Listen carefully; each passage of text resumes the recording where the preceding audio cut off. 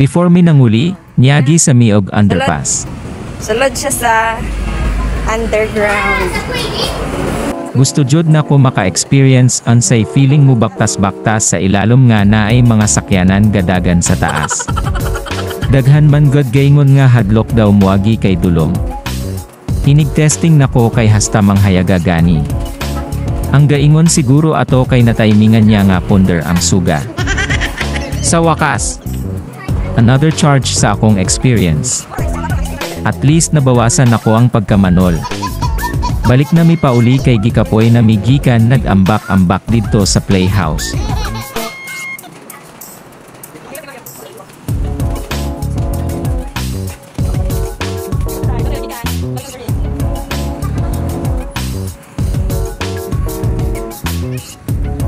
Pero before mi manguli, hapit sa mi sa insik-insik nga mall.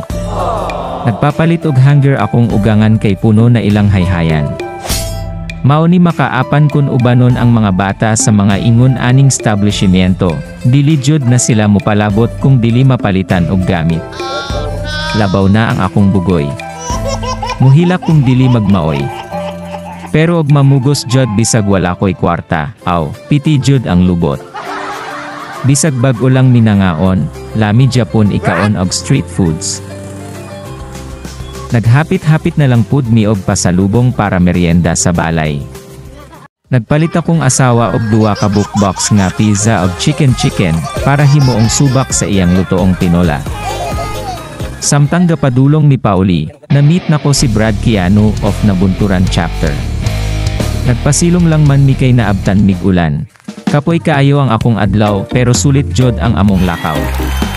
Happy kaayo ko at the end of the day. Salamat sa inyo ha mga ka-good vibes.